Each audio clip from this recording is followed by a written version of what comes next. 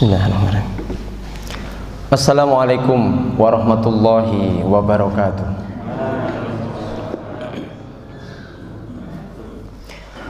Alhamdulillahirabbil alamin. Assalatu wassalamu ala asrafil anbiya'i wal mursalin wa ala alihi wa ashabihi wa man tabi'ahum bi ihsanin ila yaumiddin. Rabbi shrah li sadri wa yassir li amri wahlul 'uqdatam min lisani yafqahu qawli. Wa qala Rasulullah sallallahu alaihi wasallam, may yuridillahu bihi khairan yufaqihuhu fid din. Wa qala aidan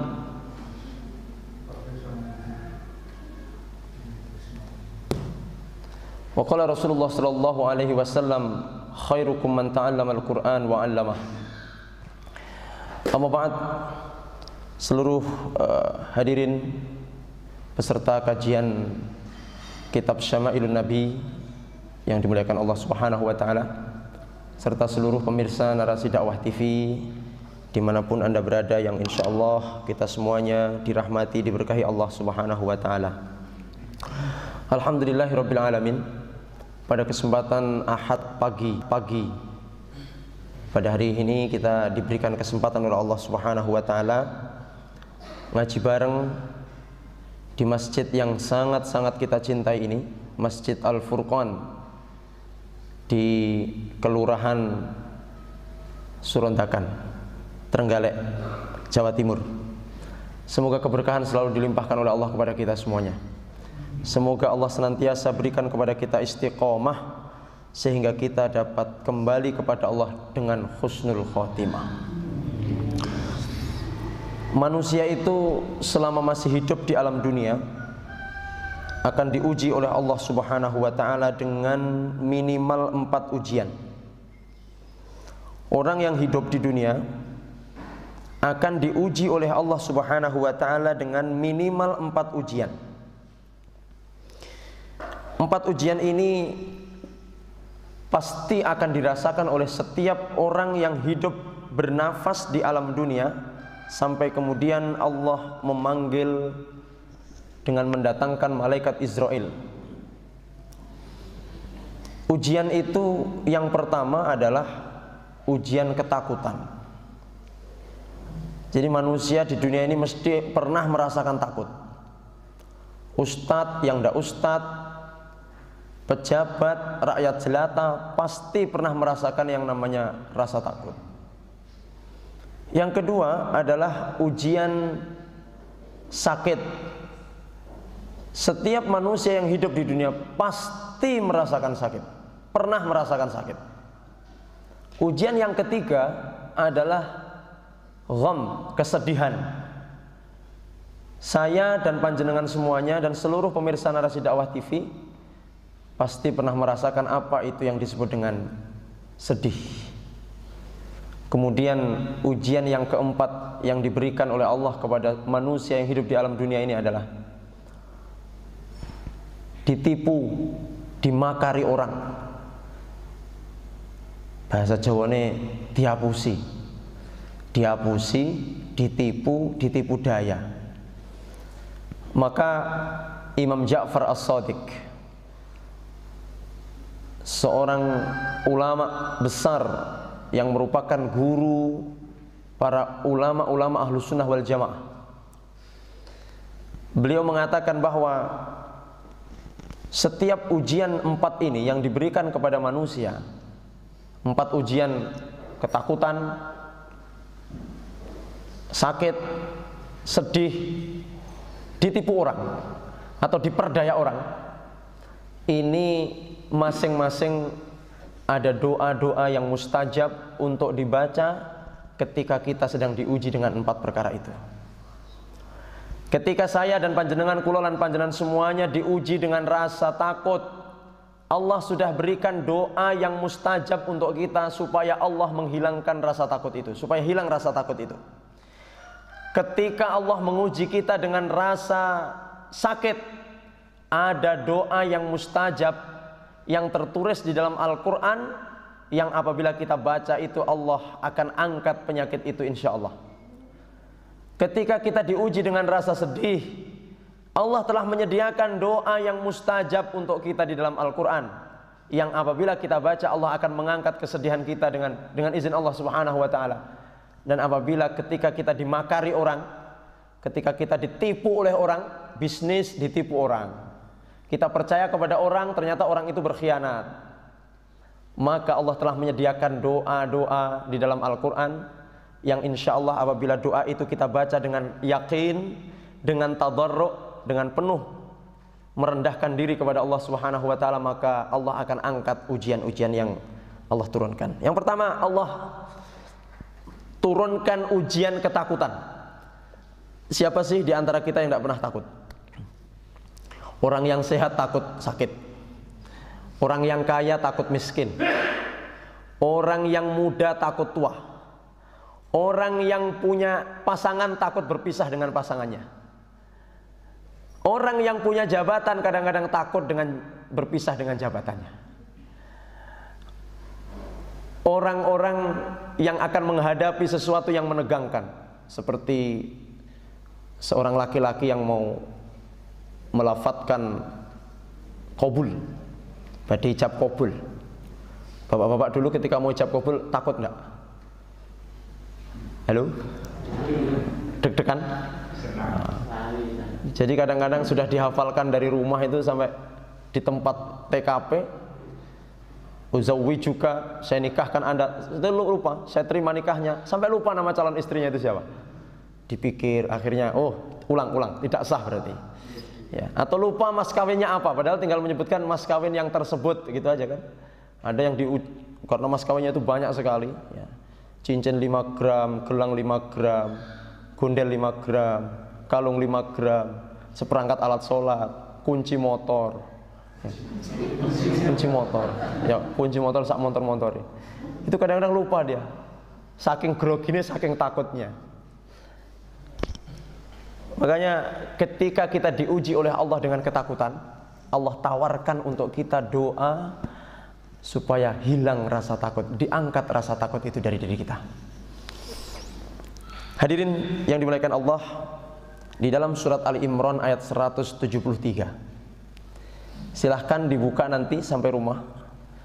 Surat Ali Imran ayat 173. Bagaimana peristiwa ketika kaum muslimin merasa ketakutan karena harus berperang melawan kaum musyrik Quraisy yang waktu itu jumlahnya lebih besar daripada jumlah kaum muslimin. Ndredeg, takut. Maka kemudian Allah Subhanahu wa ta'ala menurunkan ayat 173 surat Ali Imran. Allah berfirman, hasbunallah wa ni'mal wakil. Ternyata donga pas wedi, donga pas ndredeg, doa pas takut itu adalah cukup kita membaca hasbunallah wa ni'mal wakil. Para ikhwan, para pemuda yang ingin ta'aruf, yang melamar seorang akhwat, takut lamarannya ditolak, sambil menunggu jawaban baca hasbunallah wa ni'mal wakil. Kalaupun ditolak maka kecewanya tidak begitu parah. Hasbunallah wa ni'mal wakil, hasbunallah wa ni'mal wakil. Maka kemudian setelah membaca hasbunallah wa ni'mal wakil, apa yang terjadi terhadap diri kaum muslimin? Allah turunkan surat Ali Imran ayat 174. Allah menuntunkan kepada kaum muslimin untuk membaca hasbunallah wa ni'mal wakil. Maka di 174 Ali Imran, fanqalabu bi ni'matin minallahi wa fadlin lam yamsashum su'. Setelah dengan penuh keyakinan mengharap ridha Allah Subhanahu wa ta'ala, kaum muslimin mengucapkan hasbunallah wa ni'mal wakil, maka fanqalabu bi ni'matin minallahi wa fadlin.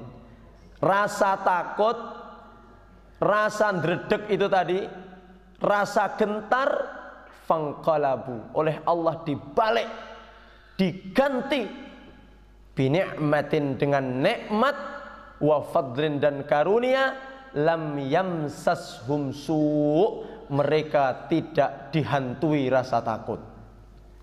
Jadi monggo kita praktekkan. Setiap kali kita merasa takut, bapak-bapak, ibu-ibu ke masjid takut sendalnya hilang, baca terus apa? Hasbunallah wa ni'mal wakil. Insya Allah saya ngarep nggawa sendalnya jenengan ndak jadilah. Kita welek ngono sendalnya. Hasbunallah wa ni'mal wakil. Orang-orang yang memulai bisnis takut bangkrut, hasbunallah wa ni'mal wakil. Jadi hasbunallah wa ni'mal wakil ini insya Allah senjata ampuh kita untuk menghilangkan ketakutan-ketakutan yang kita hadapi di dunia ini. Itu yang pertama. Yang kedua, manusia akan diuji dengan sakit. Siapa sih orangnya yang tidak pernah sakit? Rasul saja, seorang nabi manusia paling mulia, paling sehat, pernah sakit. Cuman sakitnya nabi itu adalah menjelang beliau wafat. Beda dengan kita. Kita ini dikit-dikit sakit. Dingin pilek ya, kena debu batuk. Nah, ngaji kopinya, nah ini keluar ini kopinya ini. Nah, kebanyakan kopi batuk. Nabi itu manusia yang sehat, tapi kemudian menjelang beliau wafat Allah uji dengan sakit demam, hadirin. Sakit demam. Sebagai muqaddimah untuk wafat itu sakit demam. Nah, siapapun di antara kita hadirin dan seluruh pemirsa Narasi Dakwah TV yang dimuliakan Allah, yang Allah uji dengan sakit, maka Allah tawarkan sebuah doa yang mustajab untuk kita baca, kata Imam Ja'far As-Shadiq. Bisa dibuka surat Al-Anbiya ayat 83. Doa yang dibaca oleh orang sakit, tapi ini juga setelah doa ini juga ikhtiar untuk berobat. Cuma ndonga tok. Sakit gigi ndonga doa ini ya diikhtiari dengan apa? Dengan berobat. Surat Al-Anbiya ayat 83, doa yang dibaca oleh Nabi Ayub alaihi salam.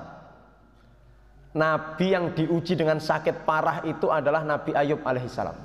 Nabi sing sabar niku Nabi Ayub. Nabi yang paling sabar niku Nabi Ayub, yang kemudian diwarisi kesabaran itu oleh Rasulullah Muhammad sallallahu alaihi wasallam.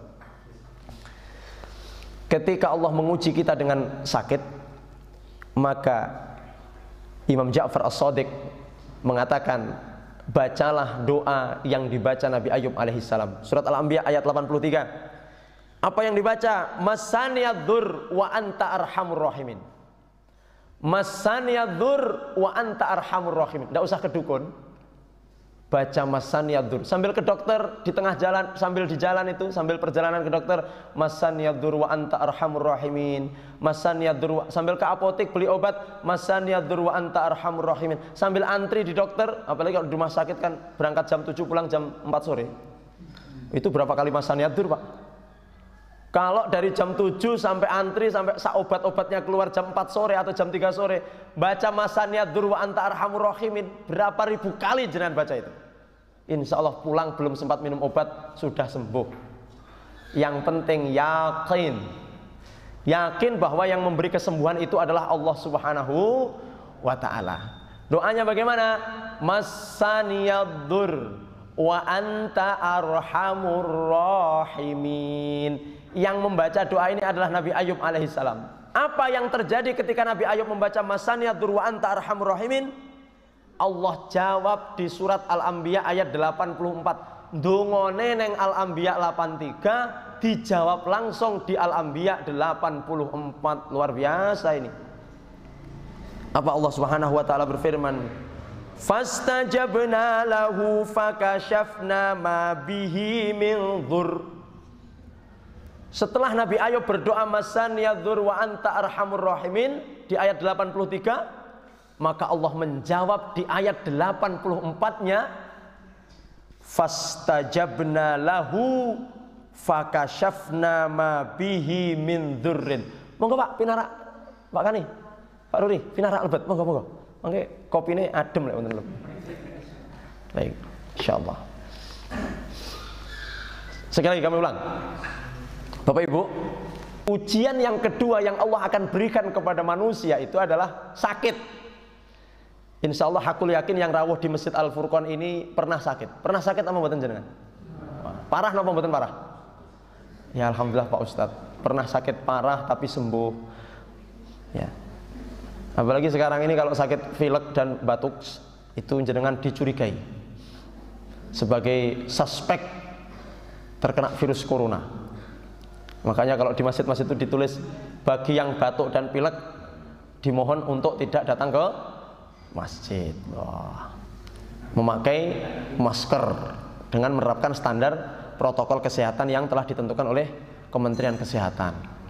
Baik, ujian yang kedua sakit. Doanya bagaimana? Surat Al-Anbiya 83. Doa yang dibaca Nabi Ayub, Masaniyaddur wa anta arhamur rahimin. Maka apa jawaban Allah di surat Al-Anbiya 84-nya? Fastajabna lahu fakashafna ma bihi min dur. Bagi yang tidak sempat bawa catatan, nanti bisa dibuka channel YouTube-nya. Aduh, lupa tidak bawa catatan Pak Ustadz. Buka aja YouTube Narasi Dakwah TV atau ketik Anang Wahid, maka muncullah gambar saya. Baik. Maka setelah Nabi Ayub berdoa Masaniyaddur wa anta arhamur rahimin, maka jawaban Allah fastajabnalah. Maka tidak lama kemudian aku kabulkan permintaanmu Nabi Ayub. Fakashafna ma bihi min dzurrin. Maka kemudian kami sembuhkan penyakitmu. Sembuh penyakitnya Nabi Ayub. Nabi Ayub niku penyakitnya penyakit yang dahsyat. Kalau ada yang mengatakan keluar belatung, itu para ulama mengatakan tidak benar. Tapi penyakitnya ini penyakit berat hadirin. Mungkin kalau Nabi Ayub itu sekarang masih hidup, sakit, tidak ada satupun dokter yang bisa ngobati karena saking beratnya penyakitnya itu. Tapi dengan kekuatan doa dan ridho Allah, Masaniyaddur wa anta arhamur rahimin, Allah angkat penyakitnya, Allah kabulkan doanya. Jadi kalau penyakit kanker apa? Yang selevel dengan kanker penyakit apa? Jantung. Insya Allah Masaniyaddur wa anta arhamur rahimin. Tapi tidak usah ngomong sama dokter-dokter ya. Oh nanti. Makanya saya bilang, kalau kita yakin dengan doa yang kita ucapkan, dengan doa yang kita panjatkan, maka tidak ada alasan bagi Allah untuk menolak doa yang kita ucapkan dan kita panjatkan. Walaupun nanti ada bagaimana ketika doa itu ditolak oleh Allah, tidak dikabulkan oleh Allah, ada sebab-sebabnya nanti insya Allah di pertemuan-pertemuan yang lain. Baik, itu yang kedua. Yang ketiga, ujian yang ketiga yang Allah berikan kepada manusia itu adalah al-gham. Al-gham itu artinya rasa sedih. Siapa sih orangnya yang tidak pernah sedih? Masa orang itu hidup di dunia seneng terus kan buat tentu. Kadang-kadang jenengan rawuh ngaos ngeten iki ada yang sedih, kelihatan dari wajah-wajahnya. Yang murung-murung ini sedih. Ustadz ngelucu barang bangga mencurengai berarti sedih.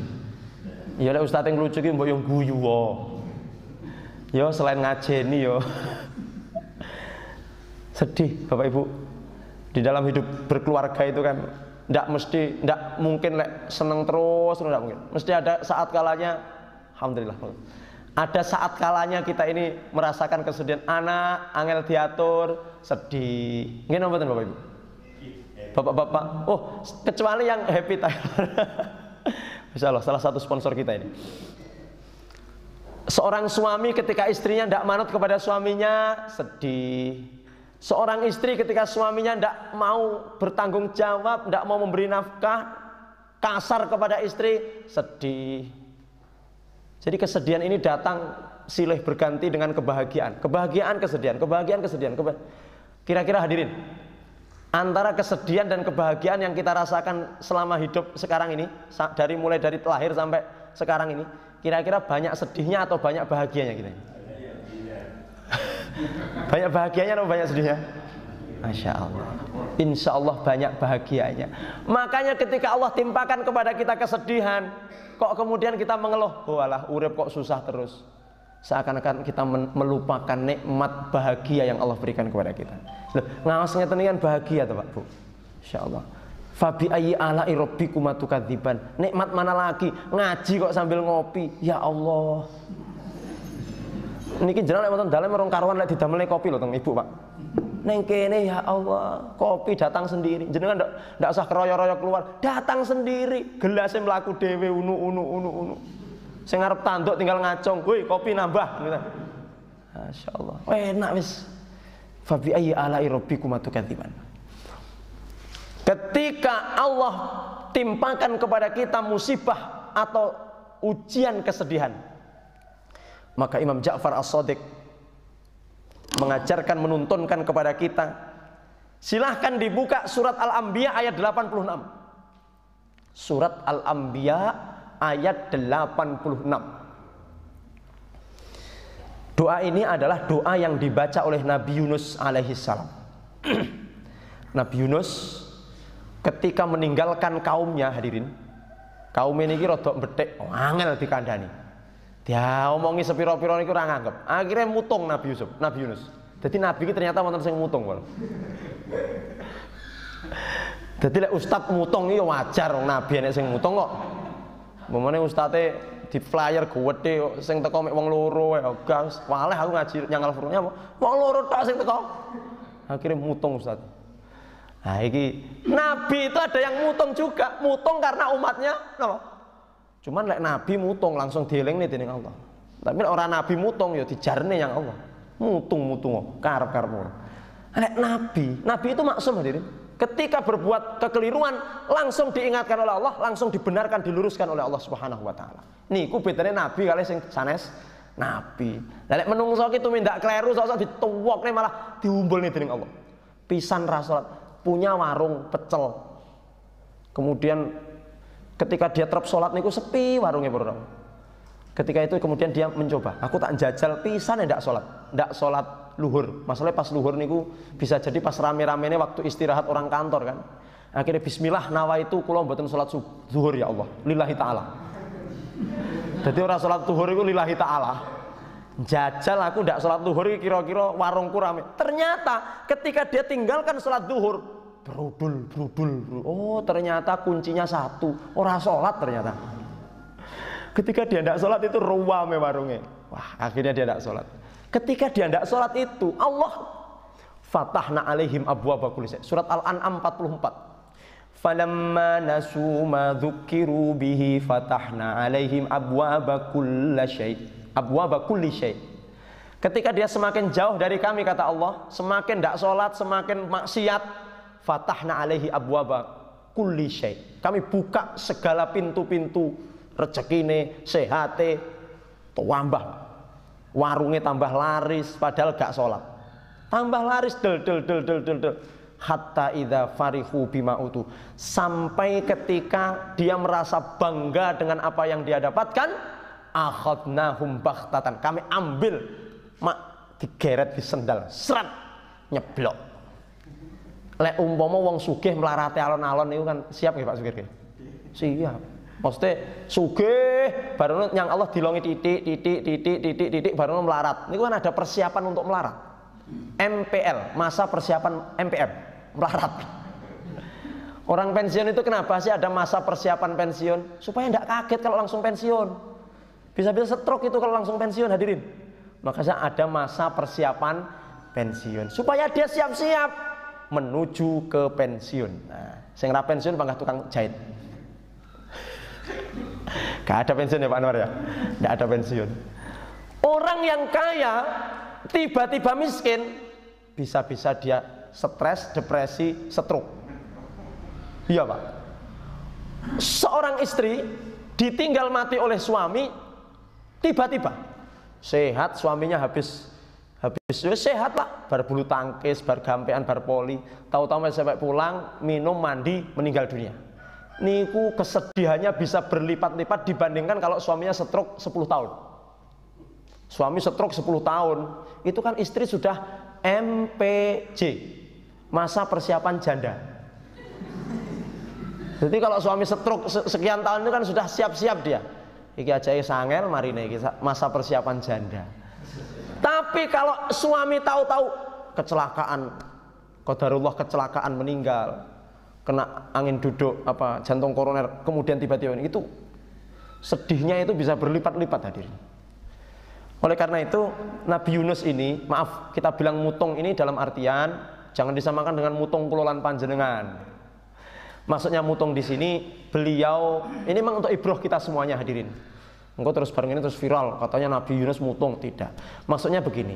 Maksudnya adalah ketika beliau berdakwah kepada kaumnya tidak diijabah, tidak didengar, tidak digubris, maka kemudian Nabi Yunus ini merasa bahwa untuk apa aku berdakwah di hadapan kaumku kalau tidak didengar, tidak diperhatikan, tidak diikuti. Ya udahlah, aku tak nyari kaum yang lain aja.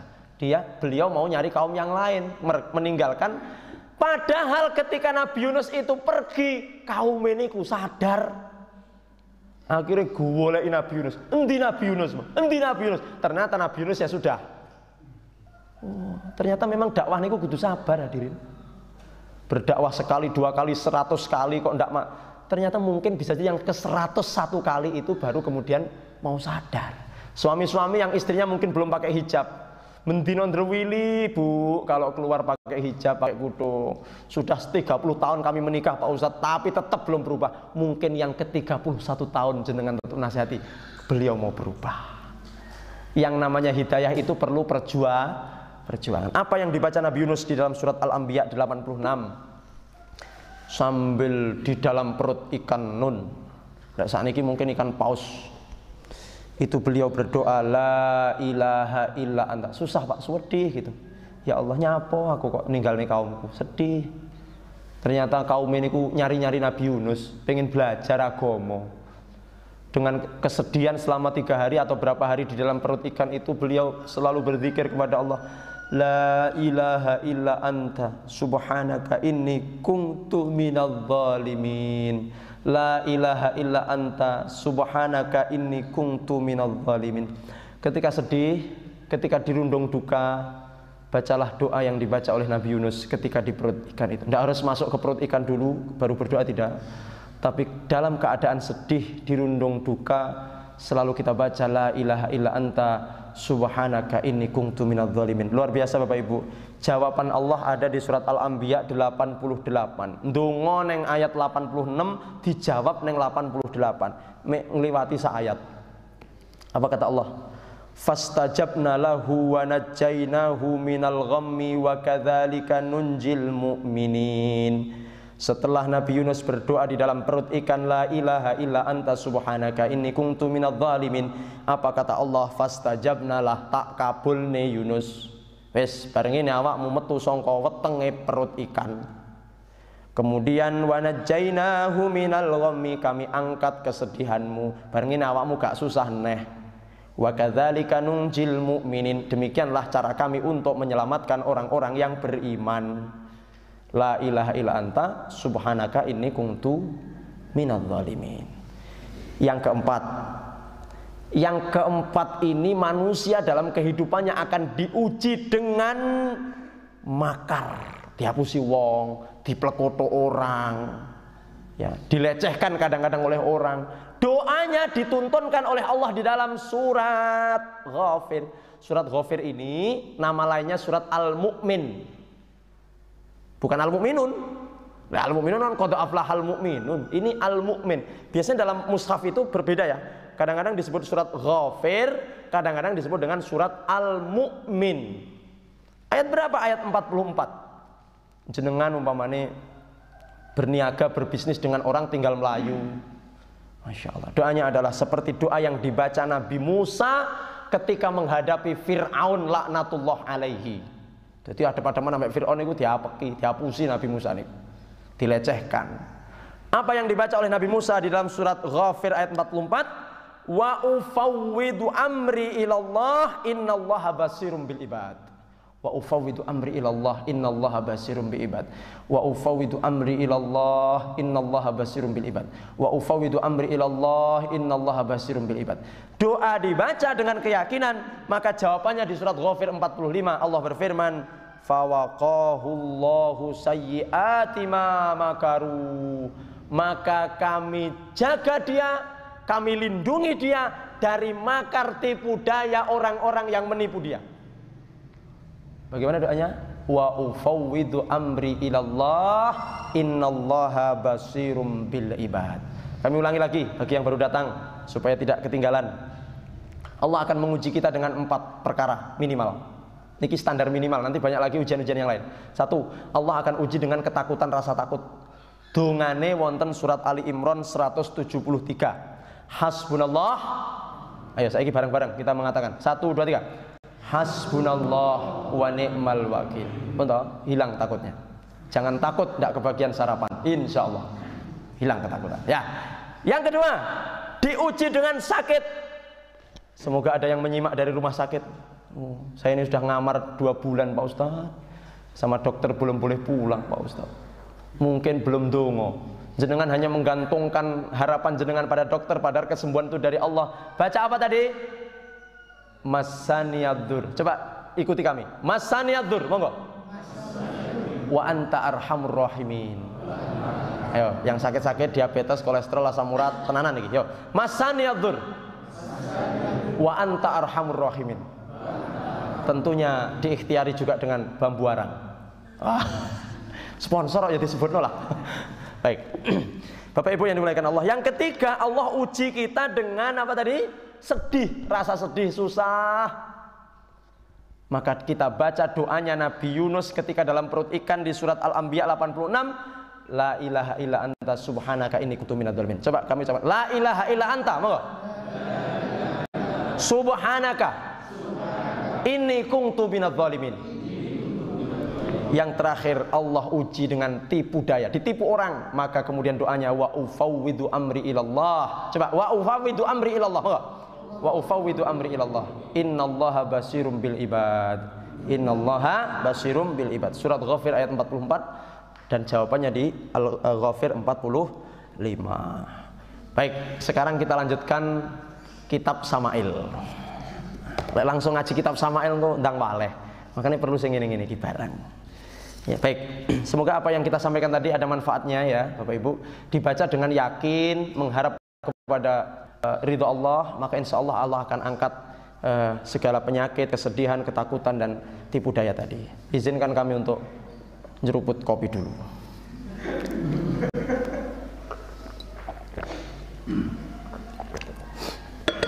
Ternyata ngaji sambil ngopi itu nikmat sekali. Alhamdulillah. Baik, kita lanjutkan. Sekarang kita masuk ke judul baru. Judul nomor 2. Judulnya adalah Babun Maja'a fi khatamin nubuwah. Bab yang menerangkan tentang stempel kenabian. Ya. Jadi kemarin yang pertama adalah bab tentang fisik Nabi. Yang kedua ini adalah judul tentang stempel kenabian. Jadi Nabi itu distempel oleh Allah. Nanti apa stempelnya nanti kita baca pelan-pelan. Jadi Bapak Ibu, menurut Syekh Abdul Razak bin Abdul Muhsin Al-Badr ini, beliau memasukkan judul yang nomor 2 ini masih tentang fisik ya, masih tentang gambaran fisik Nabi Shallallahu Alaihi Wasallam. Bahwa Nabi Muhammad SAW itu punya stempel kenabian. Stempel, jedok, di stempel jedok, nonton.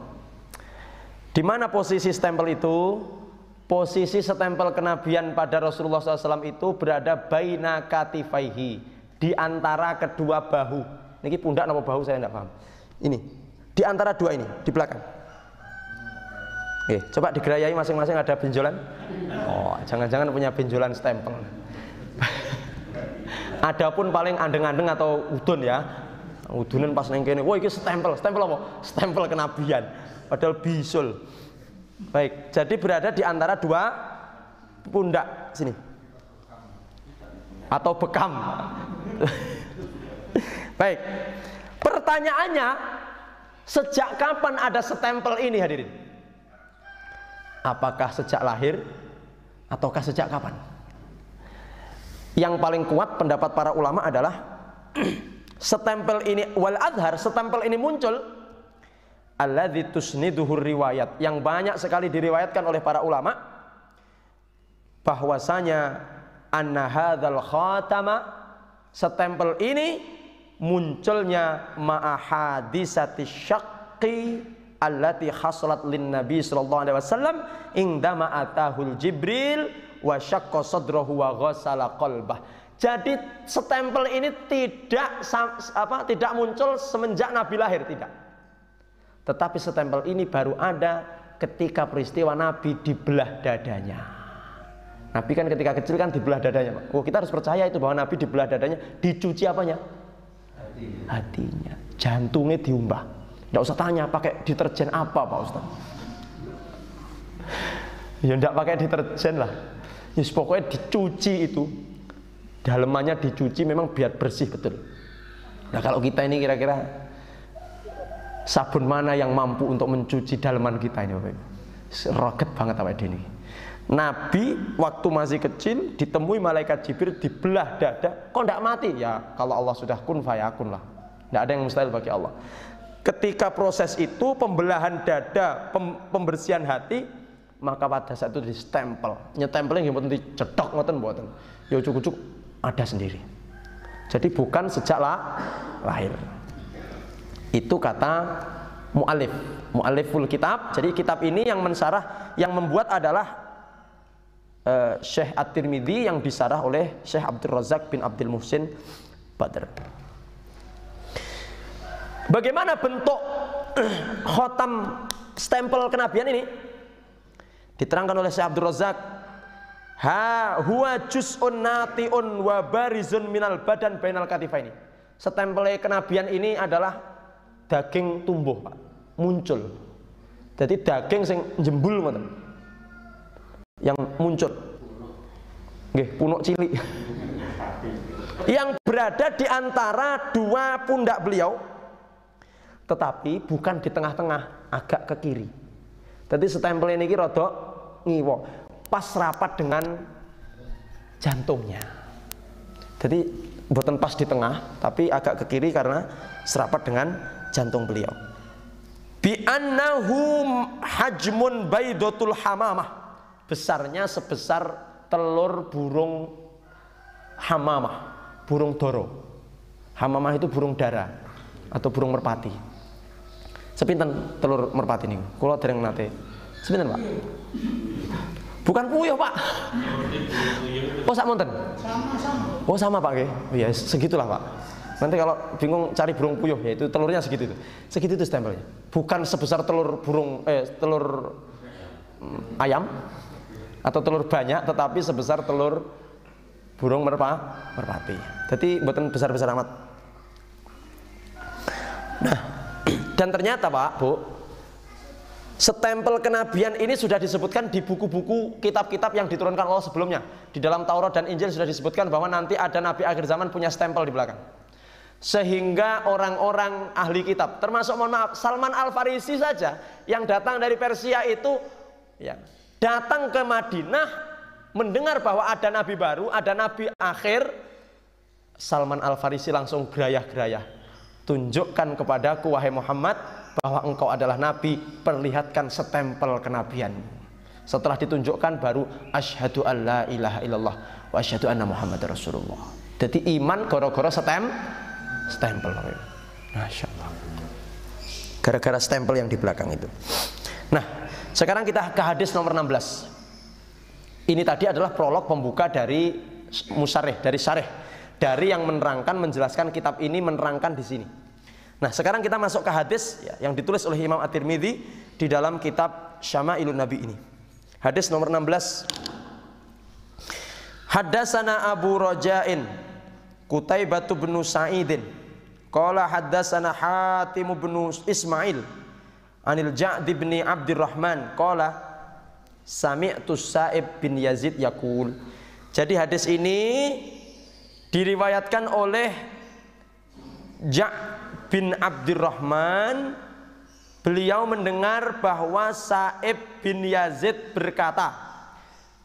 Jadi pemeran utama di dalam hadis ini adalah Sa'ib bin Yazid. Sa'ib siapa? Bin Yazid. Sa'ib berarti anaknya siapa? Yazid. Berarti nama orangnya siapa? Sa'ib. Bapaknya siapa? Yazid. Adik bapaknya? Adiknya Yazid siapa? Tidak ada, di sini ditulis ya.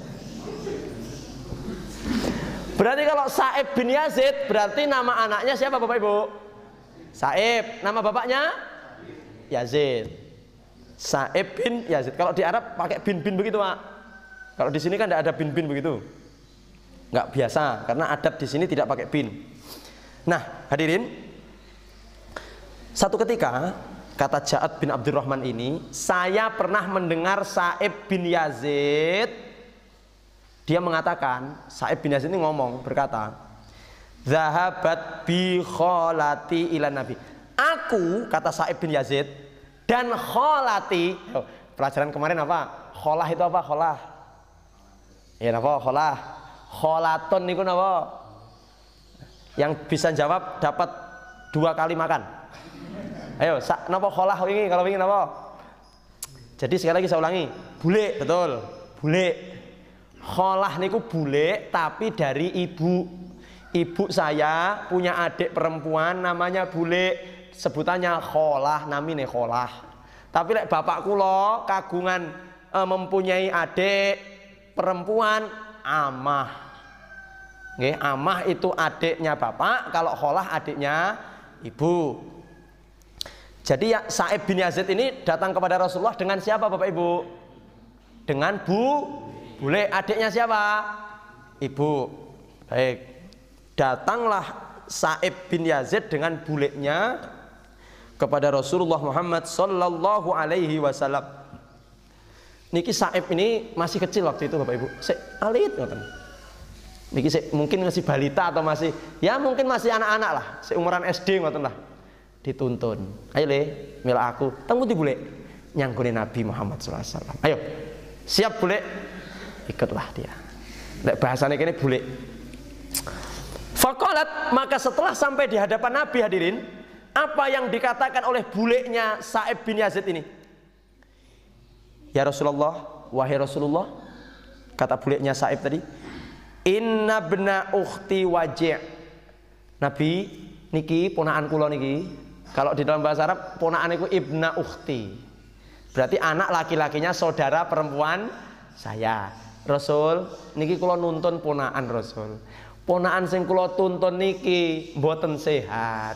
Waji itu artinya sakit. Dituntun kemana? Kemana? Ke Rasulullah. Zaman itu orang sakit dituntun ke Nabi, Pak.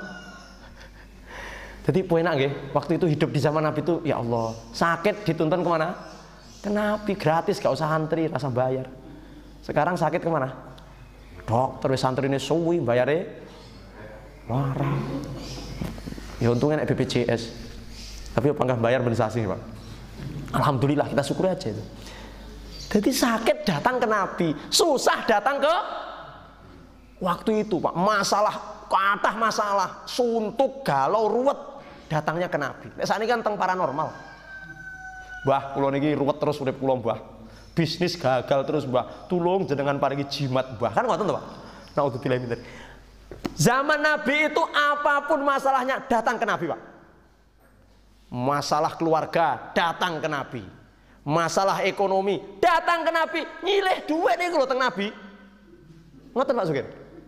Datang ke Nabi niku mboten namung konsultasi agama. Rasul, kula kentekan duit Rasul. Datang Rasulullah itu punya apa-apa dipinjamkan. Wah, berarti kalau sekarang datang ke ustadz aja ya Pak Ustadz.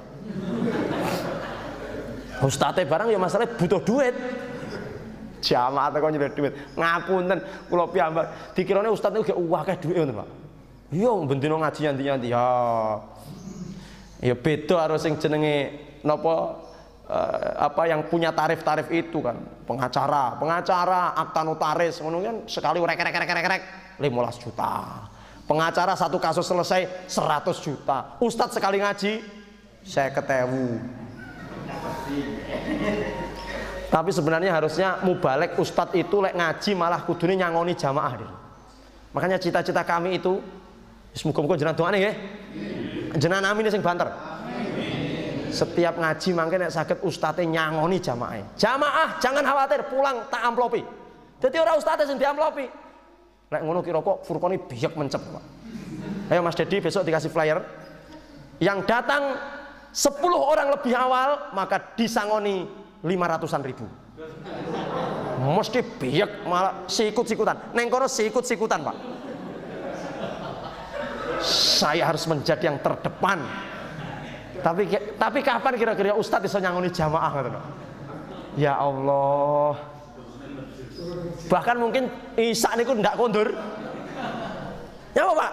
Wirid Pak Ustadz. Lah, ngenteni amplop 500.000 kok wirid. Kayaknya perlu Mas Dedi, tapi di prank aja, dibuat prank.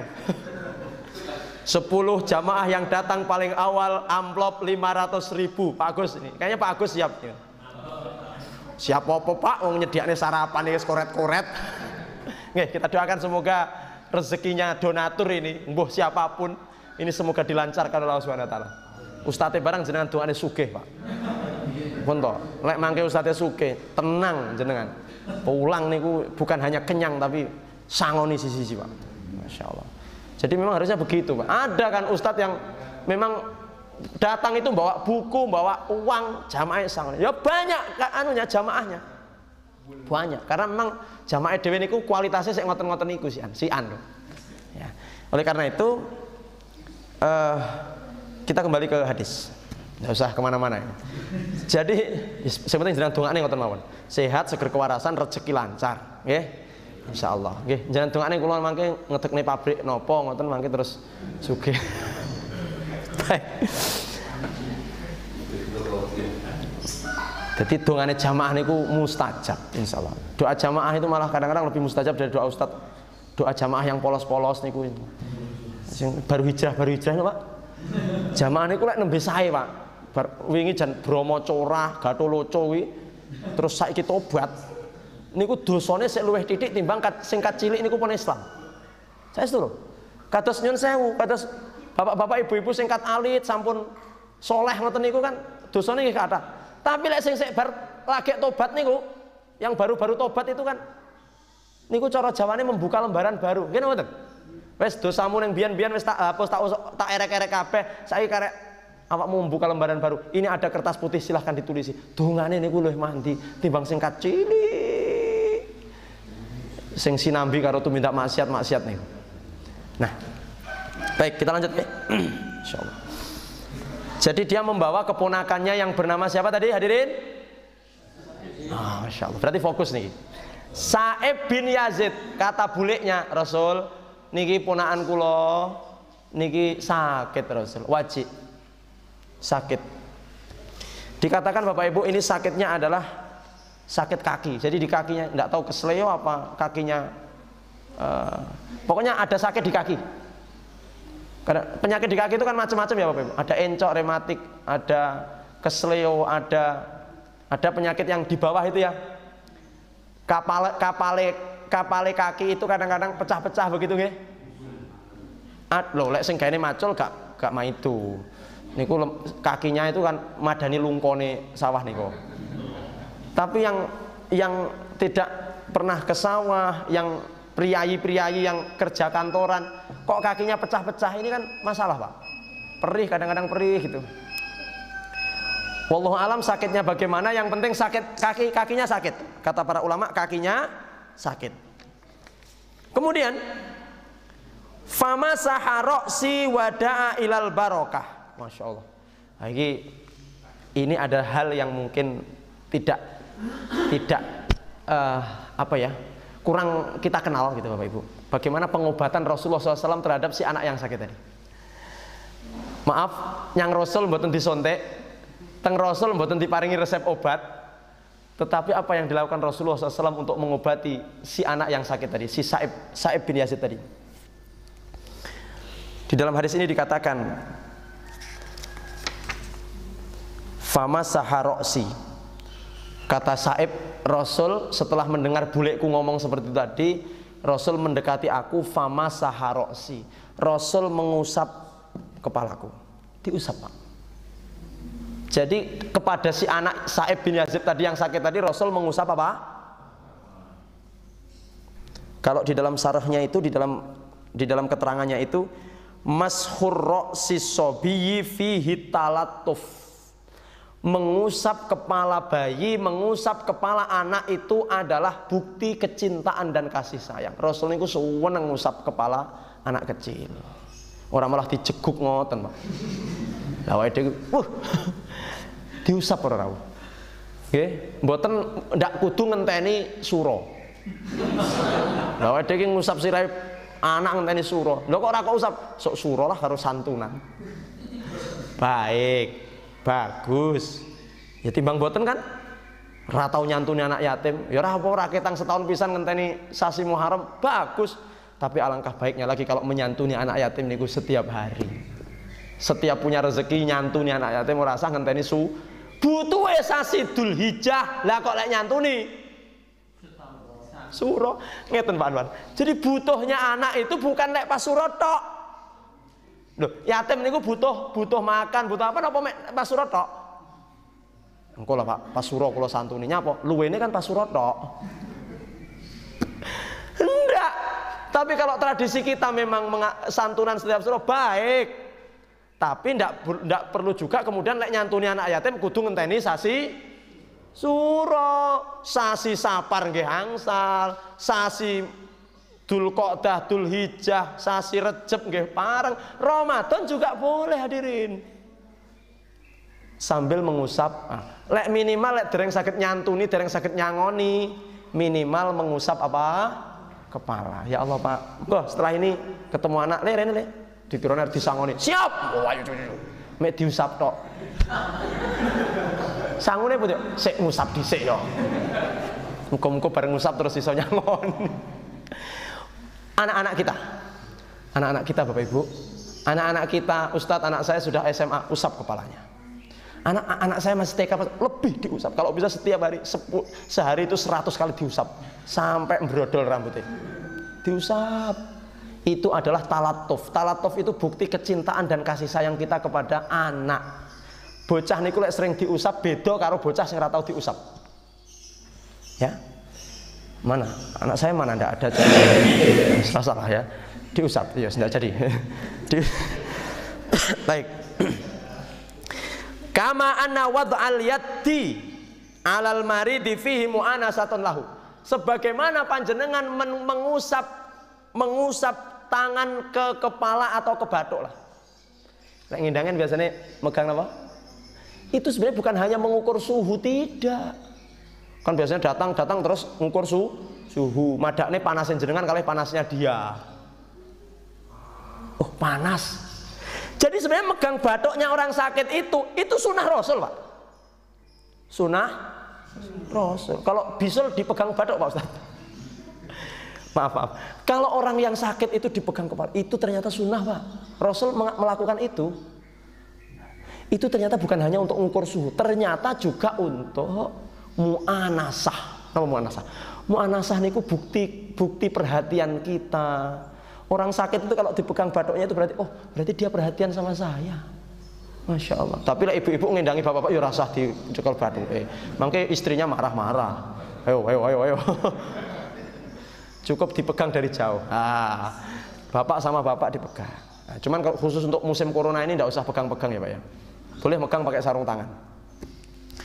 Nah, dipegang oleh Rasulullah SAW sebagai bentuk kasih sayang. Wa ihsasu bi ba'di ma yu'ani min hararatil ini untuk mengukur suhu. Wa khafaqanil qalbi, dan kita juga turut merasakan empati, merasakan apa ya Bapak Ibu, merasakan bahwa dia juga sedang susah begitu. Wah, kamu susah, aku yang melok ngerasakan susah. Wada'ali bil barokah. Terusannya hadis. Setelah Rasulullah mengusap napane mau? Kepala nggih teko bathuk teko mburi nggih. Diusap. Kemudian Rasulullah wada'ali bil barokah. Rasulullah mendoakan Sa'ib bin Yazid bil barokah supaya Allah menurunkan apa? Ini perlu kita ikuti. Dongakne orang sakit itu, semoga Allah turunkan keberkahan kepadamu. Ternyata barokah niku napa to? Barokah itu adalah husulul khair wa nama'uhu wa ziyadatuhu. Semoga Allah menyampaikan kepadamu kebaikan-kebaikan dan terus kebaikan ini akan bertambah ndang mari, maksudnya ngoten. Kemudian setelah Rasulullah berdoa, ya Allah berikanlah keberkahan kepada si sakit. Fa'ajabahullahu du'aan Nabi, langsung Allah menjawab, mengabulkan doa Nabi sallallahu alaihi wasallam bil barokah. Bapak Ibu, saking mandine dongane Nabi, ini luar biasa. Sa'ib bin siapa tadi? Yazid. didongani dening Nabi muga-muga termasuk di dalamnya itu doa barokah, itu doa panjang umur sampai berumur 94 tahun. Niki wonten sing 94 tahun, Nacung? Kurang pinten 10 tahun Pak Tasya. Masih umur 70 tahun ya masih 20 tahun lagi, masih lama. 80 kurang 10 tahun lagi. Sa'ib bin Yazid ini sampai berumur 94 tahun. Hebatnya qadarullah, meskipun berumur arba'in wa tis'ina 94 tahun, jildan lahu jildun mu'tadilun, kulitnya ini tetap halus, mboten keriput Pak. Lah kula niki 35 tahun ngeten wis kudu keriput mawon. Wis kudu mengkeret-mengkeret ngeten iki. Lah ini 94 tahun kulitnya masih halus. Tidak ada tanda kekeriputan pada Sa'ib bin Yazid. Kemudian dikatakan lagi dalam syarah itu,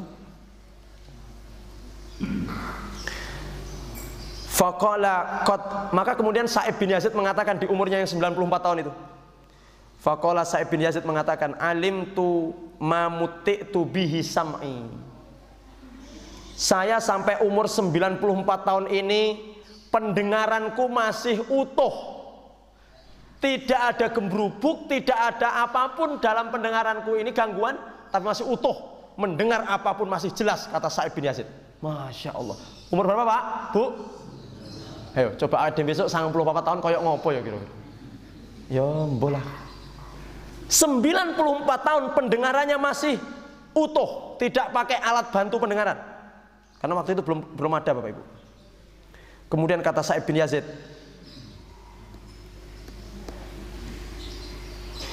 wa basari, mata penglihatanku di usia 94 tahun masih jelas tanpa kaca plus. Pak Dato, tanpa kacamata itu bisa jelas Pak. Usia 94, Masya Allah. Illa bidu'ai Rasulillahi sallallahu alaihi wasallam. Ini semuanya mungkin tidak akan terjadi kecuali karena Rasulullah telah mendoakanku di usia kecilku. Ya Allah. Jadi nyun saya Pak, wasilah lantaran dongane Rasul yang mendoakan Sa'ib bin Yazid tadi, ya Allah mugi-mugi bocah niki pikantuk barokah, umurnya sampai 94, matanya, pendengarannya, kulitnya, dikatakan dia juga tidak bungkuk, badannya tetap tegak. Usia 94 tahun, badannya tegak, kulitnya halus, matanya masih jelas, telinganya masih jelas. 94. Nah ini pelajarannya bagi ibu-ibu, bapak-bapak, kagungan putra, si alit, ajak kepada orang soleh, minta didoakan. Yai, kula niki sakjane nggih saged ndonga. Tapi kula ki kurang mantep lek ndonga piyambak. Lha ngapa? Masalah kula niki gaene sik nindakne maksiat, Yai. Lah terus, Yai kan maksiate kedhik. Ya ini batin, aku luwih akeh timbang awakmu maksiatku. Kula nyuwun yoga kula niki dipun dongani. Oh, didoakan sama ustadz, sama kiai, sama ulama. Ya Allah berikan keberkahan kepada anak ini. Penting Pak. Selama ulama kiai itu masih hidup dan memang kita anggap, kita yakini beliau orang soleh, maka insya Allah doa-doanya akan diijabah oleh Allah Subhanahu Wa Taala. Sebagaimana Rasulullah SAW mendoakan Sa'id bin Yazid, didoakan untuk keberkahannya. Bapak Ibu yang dimuliakan Allah. Kemudian Sa'id bin Yazid ini kemudian meninggal di usia 96 tahun. Jadi lagi dirasani umur 94, meninggal 2 tahun kemudian. Terus kita lanjut. Nah ini ada lagi nih. Dan Sa'id bin Yazid ini termasuk sahabat yang paling terakhir meninggal di Madinah karena umurnya paling panjang. Jadi pomo kabeh sahabat njaluk donga yang Nabi ngono duwa kabeh Pak umur. Nah, kebetulan yang minta doa ini adalah Sa'id bin Yazid, umurnya panjang. Nah, kita lanjut hadisnya. Wa tawaddoa, Rasul kemudian berwudu setelah mengusap Sa'id bin Yazid kepalanya, didongani barokah, kemudian Rasulullah ngapain? Wudu. Fasyaribtu min wadu'ihi. Waduh. Jadi Rasul niku wudu, air bekas wudu niku ditadai, Pak. Ditadai. Bekas wudunya Rasul kemudian diminum oleh Sa'id bin Yazid. Bekas wudunya Rasul diminum oleh Sa'id bin Yazid. Wadu itu artinya air wudu. Diminum oleh Sa'id bin Yazid. Hadisnya sahih, tidak usah ditanyakan lagi kesahihan dari hadis ini. Air bekas wudunya Nabi diminum oleh Sa'id bin Yazid. Fasyaribtu min wadu'ihi. Saya minum bekas air wudunya. Wudu beliau yang mulia Rasulullah Shallallahu Alaihi Wasallam. Bapak Ibu, ini adalah kemuliaan keberkahan bekas air wudu Nabi. Bukan hanya air wudu Nabi. Ngapunten.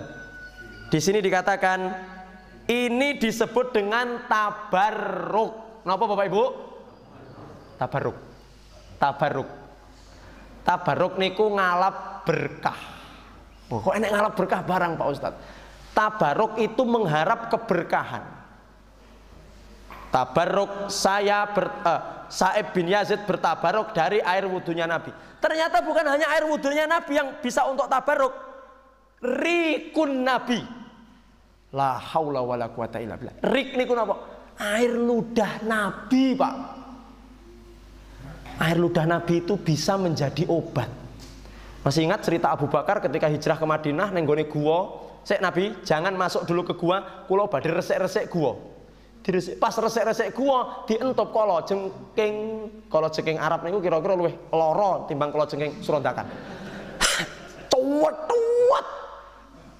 Niki upase ngidap-ngidapi, Pak. Diempet oleh Abu Bakar. Wah. Saya tidak mau Rasul gelisah karena aku kesakitan. Wes tak empet, muga-muga sesuk mari. Ternyata besok paginya tambah melentung hadirin. Tambah apuh niku. Pucet apuh kata Rasul. Mabika ya Abu Bakar, ya Abu Bakrin. Kenapa kok kamu sampai pucet kayak ngono Abu Bakar? Kata Abu Bakar, kula niki ngapunten Nabi. Wingi dintop kala jengking pas resik-resik niku. Lah nyang ngopo kok menengahi? Saya ndak mau baginda sedih, baginda susah. Makanya kula empet, kula kira kayak niki wau mantun, bakane tambah abuh Rasul. Akhirnya Rasulullah SAW berdoa kepada Allah, ngapunten, diludahi Pak itu. Siapa yang mau praktek? Coba.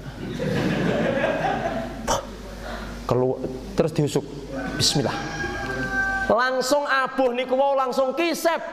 Kisep ora rawuh. Berarti Masya Allah. Kalau Rasul ludahnya bertabaruk. Kira-kira kalau Ustadz ludahnya bertabaruk apa enggak ya Pak Ustadz? Ya, ini kilek badhe nyobi. Wah, sinten.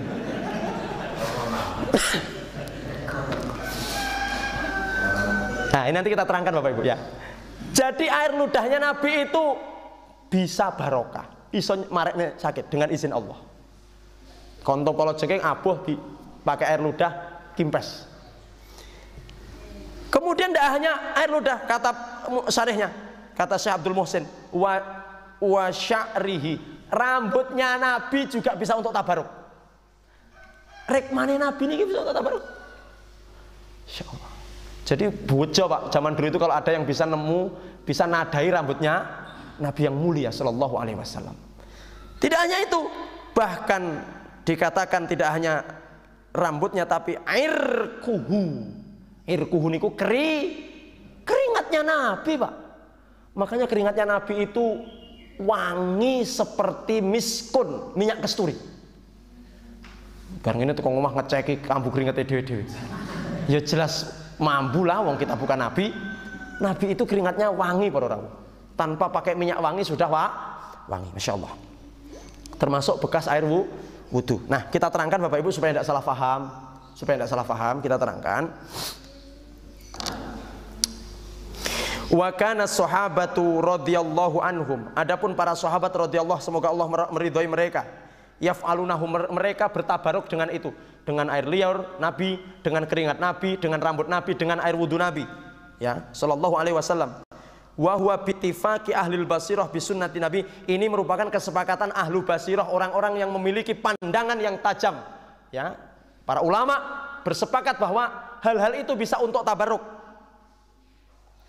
Dan ini adalah min khosoisihi. Ini hanya khusus berlaku pada Nabi. Titik. Keringat, air lidah, rambut, bekas wudu, ini hanya khusus ada pada berarti sakliyane Nabi tidak bisa. Bagaimana dengan ustadz? Opo neh. Bagaimana dengan kiai? Opo neh. Bagaimana dengan wali? Tidak bisa. Kalau sekarang ada orang bertabaruk kepada seseorang soleh, bertabaruk dengan sisa air minumnya. Niki mangke nggih, nyun sewu. Separuh. Bareng ngaji tabaruk, kula orang mungkur harus tinggi rebutan nih Pak. Nyapa? Gen oleh berkah Pak Ustad. Tidak ada. Tidak ada tabaruk. Ustadnya wudu, cukup tadai. Nyapa Pak? Tabaruk Pak Ustad. Tidak ada. Masih ulama jaduk, wali, orang soleh tidak bisa. Siapapun itu tidak bisa. Yang bisa hanya ingat ya, sebelum keluar ini jangan salah paham. Engko terus salah paham. Wong jere oleh lo tabaruk nyambuni wong soleh. Apa karo idune, karo apa nih? Karo keringete, akhirnya keringete wong soleh dilapi. Itu hanya khusus berlaku untuk Nabi. Berarti kita sekarang tidak menjumpai. Bisa dipahami Bapak Ibu? Sepakat para sahabat, air ludah Nabi, keringat Nabi, rambut Nabi, bekas air wudhu Nabi bisa untuk tabaruk, barokai. Tapi setelah Nabi wafat, sahabat pun tidak bisa Pak. Sahabat wudhu ya enek sing nadai terus kita tabaruk. Umar wudhu, tidak bisa. Selesai nggih? Jadi disitulah kemudian kita bisa mengambil ibrah bahwa yang bisa untuk tabarruk apa tadi yang kita sebutkan itu hanya pada Nabi, itu pun dengan izin Allah Subhanahu wa taala. Sampun paham nggih? Baik. Jadi bertabarruk dengan apa yang ada padanya. Nah, kemudian hadirin yang dimuliakan Allah Subhanahu wa taala. Kemudian terusan dari hadis itu sebelum kita tutup terakhir. Ini kan yang menceritakan adalah siapa tadi Bapak Ibu? Menguji kefokusan jenengan semuanya. Sa'ib bin Yazid, ya Allah. Wa kumtu, kata Sa'ib, setelah aku bertabaruk dengan air wudhunya Nabi, mbuh damel siram, mbuh diminum Pak. Memang barokah kok bekas air wudhunya Nabi. Kemudian fakumtu khalfa dhuhrihi, maka kemudian aku berdiri di belakang Nabi, dekat sekali. Sa'ib bin Yazid ini berdiri di belakang Nabi. Fanadhartu ilal khatam baina katifaihi. Aku berdiri di belakang Nabi, dengan jelas dan gamblang aku melihat bahwa di antara dua pundak Nabi ada khotam, stempel kenabian Muhammad Rasulullah. Jadi intinya hadis ini maren ceritane aku ki ngadeg ning burine Nabi, ngerti stempel ngoten lho Pak. Tapi munyer-munyer jok ngendi-ngendi Bang.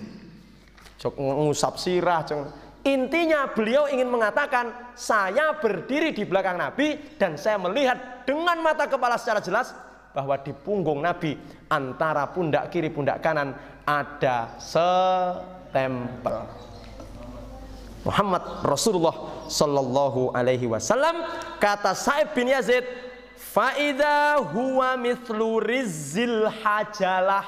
Stempelnya Nabi Rasul itu adalah seperti rizil hajalah. Nopo rizil hajalah? Rizil hajalah itu adalah baidul hajalatit ta'ir al-ma'ruf, seperti telur burung hajalah. Lek cara ngriki burung dara, burung merpati. Nggih ngoten niku. Jadi pagi ini ibrah yang bisa kita dapat adalah Nabi itu punya stempel kenabian di mana? Di punggung, di tengah-tengah sini, lebih ke kiri. Dalam warnanya seperti kulitnya Rasulullah Sallallahu Alaihi Wasallam. Asbah bil jildi, mewarnaiku seperti kulitnya Rasulullah SAW. Yang kedua, mengusap kepala anak kecil itu sunnah Rasulullah Sallallahu Alaihi Wasallam. Yang ketiga, mengusap atau memegang batuknya orang sakit itu sunnah Rasulullah Sallallahu Alaihi Wasallam. Ya, yang keempat, apa yang keempat tadi lupa saya. Yang keempat adalah tabaruk dengan air ludah, tabaruk dengan keringat, dengan rambut, dengan apa satu lagi tadi, air wudhu bekas. Itu khusus untuk Rasulullah. Rasulullah sallallahu alaihi wasallam. Bapak Ibu hadirin yang dimuliakan Allah serta seluruh pemirsa Narasi Dakwah TV yang dimuliakan Allah, tidak terasa sudah jam 6 dan harus segera kita akhiri karena kalau semakin lama ngajinya maka bukan jamaahnya yang bosan tapi ustadznya sudah capek. Hadirin dimuliakan Allah. Mugi-mugi istiqomah.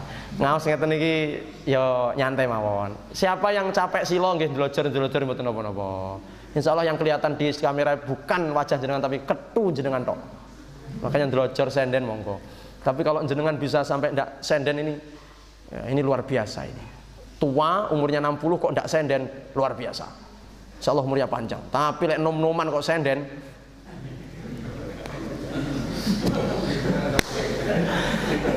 Sesuk akhire sing nom-nom ora gelem senden kabeh. Nah, kata sing sepuh-sepuh senden iki ma'fu anhu. Ma'fu wa mafhum. Pun, alhamdulillah tradisi ngaji kitab sudah mulai berjalan. Jadi enek sing ngomong Al-Furqan iki masjid piye yo. Ngajine ra tau ngaji kitab. Ngaji kitab kok. Kitab yo bahasa Arab, kitab gundul. Kitab gundul ini. Mboten percaya mangke disoteng Mas niki. Gen ketok kitab gundule. Alhamdulillah. Jadi kita ini dulu mungkin tidak pernah punya kesempatan mondok ya. Kita tidak pernah punya kesempatan untuk menuntut ilmu di pesantren.